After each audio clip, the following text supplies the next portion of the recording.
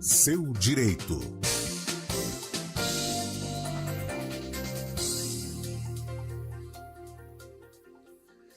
Todas as quartas-feiras temos aqui no Estúdio CBN o quadro Seu Direito, com o advogado trabalhista Vinícius Cascone tirando dúvidas sobre direito trabalhista.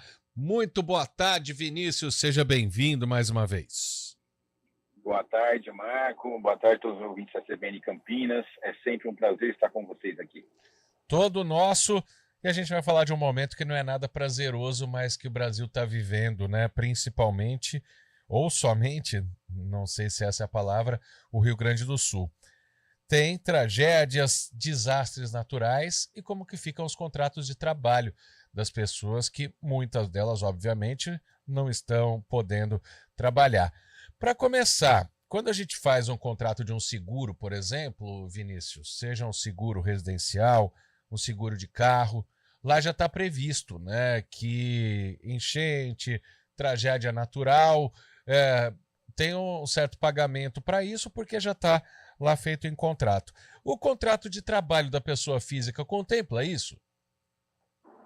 Na verdade, Marco, em regra, né, como se usam muitos contratos padrões, um tipo de modelo padrão, não há quase qualquer tipo de previsão sobre esse aspecto, né? E é importante ressaltar, inclusive, que nós acabamos de passar, nos últimos anos, sobre uma tragédia, né, sobre a pandemia da Covid-19, que impactou demais as relações de trabalho. Né? E, mesmo assim, eu não tenho visto, né, mudanças significativas nos contratos de trabalho para prever essas situações. Exato. Então, por exemplo, quem está no Rio Grande do Sul vai depender de um bom senso, vamos dizer assim, porque, obviamente, se ele não está tendo nem onde dormir, imagina como que pode trabalhar, né? Impossível. Mas aí a gente tem que ter a boa vontade do patrão. Como é que fica isso? Bom, na verdade, o primeiro ponto é importante demonstrar o que é o cenário, né? O que está acontecendo no Rio Grande do Sul, na verdade, impossibilitou diversos estabelecimentos, sejam industriais, comerciais, né, empresariais de maneira generalizada, de estarem com as atividades funcionando. Né? Então, veja só, não é o empregador que não quer abrir o seu estabelecimento, é uma catástrofe natural que está impedindo a abertura do estabelecimento. Então, temos uma situação aí que não deriva da vontade unilateral do empregador. Né? É um fato extraordinário aí, né? No caso de força maior, né? Então, esse é um ponto específico. E aí o que acontece na sequência, né? O empregado, evidentemente, não consegue trabalhar. Então, aí, no caso, ele não dá nem para dizer que ele vai ficar na sua residência, porque tem muitas pessoas do Rio Grande do Sul que perderam suas casas, né? Então, realmente, ele está ali, além de não ter local de trabalho, está desalojado, como mesmo você colocou, né? Então, você tem um problema objetivo aí de que realmente não há vontade do empregador, porque é um fato extraordinário, e o empregado também não consegue trabalhar por causa dessa situação. Então, nesse ponto específico, aí a gente volta a relembrar o que aconteceu na pandemia, né? O Brasil não tinha uma legislação preparada para dar suporte a esse tipo de situação extraordinária, né? Tinha apenas uma menção na CLT, né, que dizia que você poderia suspender o contrato de trabalho, né? Só que aí suspende e faz o quê, né? Como é que o empregado sobrevive com o contrato de trabalho suspenso, né? Ou, ao mesmo tempo, como você diz para o empregador, olha, é risco da sua atividade, o que aconteceu, você tem que manter o pagamento dos salários. Também é uma outra situação que o empregador, sem conseguir abrir seu estabelecimento, como poderia também garantir recursos para fazer o pagamento dos salários. É claro que a obrigação de pagar é do empregador, mas diante dessa catástrofe natural, é importante a gente pensar em mecanismos aí de socorro a essa relação de trabalho, o que foi feito justamente na pandemia.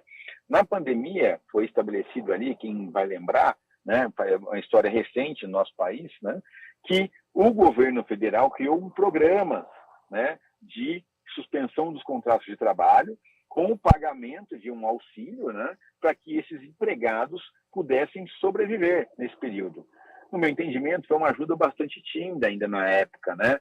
porque, na verdade, a empresa que aderisse a esse programa tinha que garantir, pelo menos, a garantia do emprego no período posterior, né, ao tempo que recebeu o benefício, mas, em muitos casos, as empresas acabaram demitindo e pagando uma indenização parcial em relação a esse período. Então, elas foram beneficiadas pelo benefício do governo federal e não mantiveram os postos de trabalho. Então, nós temos esse problema objetivo. Então, nesse caso agora aqui, diante da situação, cabe sim estabelecer um novo pacto das relações de trabalho ali, precisando ter governo federal, governo do estado do Rio Grande do Sul e entidades empresariais, né, que representam as empresas, e entidades de trabalhadores para discutir como estabelecer um pacto aí para que os trabalhadores também não possam ser prejudicados e que os empregadores consigam aí, evidentemente, tentar manter a atividade econômica de alguma forma para poder pagar esses salários.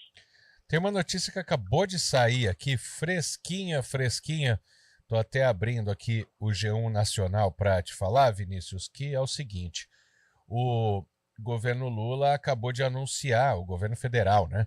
Anuncia Pix de R$ 5.100 por família que perdeu bens nas chuvas do Rio Grande do Sul. Isso é um braço do Minha Casa Minha Vida. Com as relações de trabalho, acaba não tendo nenhuma relação, né? Não, aí na verdade é um benefício mais social, né? Pensando na lógica da moradia, né? Realmente esse é um outro impacto que aí foge um pouco da relação de trabalho, mas é um impacto direto na sobrevivência das pessoas, né? Elas não têm onde morar. Então, é uma alternativa que o governo está criando aí para tentar justamente atenuar, né, o problema da moradia, né, para essas pessoas que estão desalojadas ou em abrigos. Então, não tem nada a ver com a relação de trabalho. Essas são as relações de trabalho, por ainda não ter completado um período grande, né, 30 dias, por exemplo, né, desde que iniciou a enchente, as cheias, talvez a gente não tenha conseguido formatar isso ainda. Mas já chegou algumas notícias, né, que algumas entidades estão tentando negociar aí essa suspensão do contrato de trabalho em troca de benefícios nesse período, né? Então, é um mecanismo, mas eu entendo que nesse momento a gente precisa, inclusive, da ajuda do governo para tentar fazer uma discussão e colocar todo mundo na mesa, entidades de trabalhadores, entidades patronais e os governos, para justamente tentar chegar no entendimento, para não prejudicar mais ainda quem está sendo afetado por essa grave catástrofe natural. A gente ouviu aqui no Repórter CBN que a Confederação das Indústrias aí faz uma estimativa de 10 anos para que as indústrias do Rio Grande do Sul voltem a operar no azul. E outra situação que aconteceu agora também, nessa liberação desse Pix, Vinícius, é que do Fundo de Garantia, os trabalhadores, aí sim, de cidades atingidas podem sacar até R$ 6.220 das contas ativas. Nem todo mundo tem esse valor, mas aí já é uma ajuda, só que lá na frente também pode ter problema, né? Porque se você sacou o Fundo de Garantia agora, ele continua sendo recolhido, mas vai ter um valor menor, né? Então, é importante deixar claro que o Fundo de Garantia por Tempo de Serviço justamente é um mecanismo de proteção aos trabalhadores que, no momento do desemprego, passam a ter um valor ali depositado, né, que é por isso que chama Fundo de Garantia por Tempo de Serviço. Então, justamente é um fundo que vai garantir aí a sobrevivência desse trabalhador no pós-desemprego, né, na pós-demissão.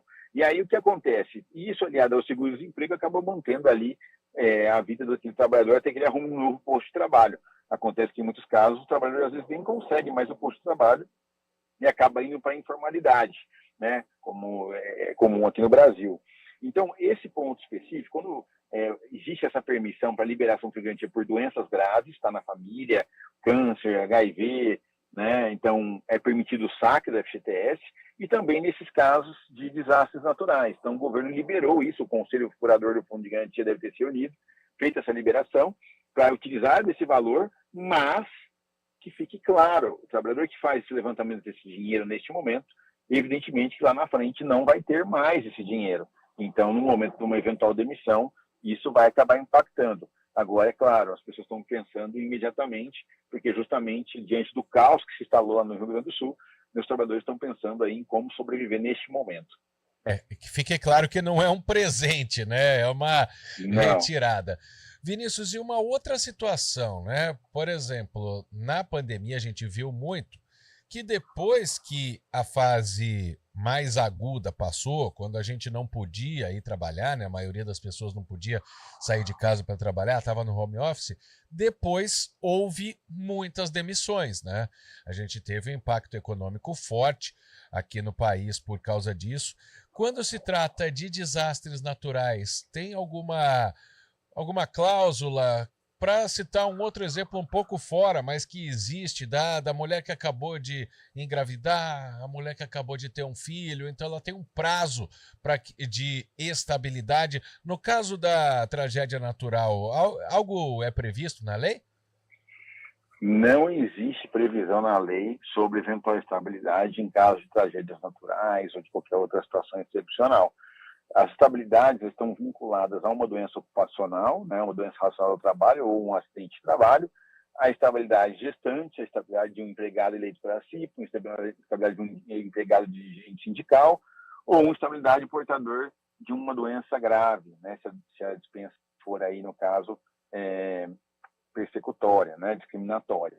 Então, nesse ponto específico, infelizmente, nessa situação não tem, a não ser que seja estabelecido um programa governamental, como eu disse, semelhante à pandemia, que garantiria ali, né, o direito ao emprego, né? Então, na verdade, seria necessário ter uma medida legislativa, um projeto de lei ou uma medida provisória do Executivo, que depois tem que passar no Congresso Nacional, para garantir um eventual auxílio e, como contrapartida, a estabilidade desses empregados, né?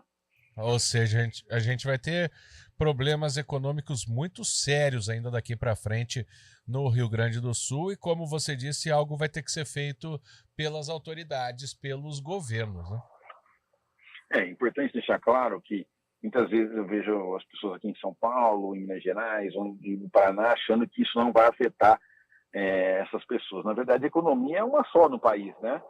Tudo que o Rio Grande do Sul produz entra para a economia brasileira, né? Então, evidentemente, isso vai impactar a economia do país inteiro, né? Então, nós temos que ter esse olhar aí, essa sensibilidade de tentar apoiar o máximo que a gente puder o Estado do Rio Grande do Sul nesse momento, porque justamente isso vai afetar, primeiro, a vida dessas pessoas, tá, que estão correndo risco de vida, estão desalojadas, né, que estão numa situação completamente precária, e também para efeitos econômicos, que vai atingir relação de trabalho, que vai impactar a economia do país como um todo. E quando a economia é impactada, a gente sabe que, na sequência, o número de empregos diminui, né? Então, é algo que me preocupa bastante.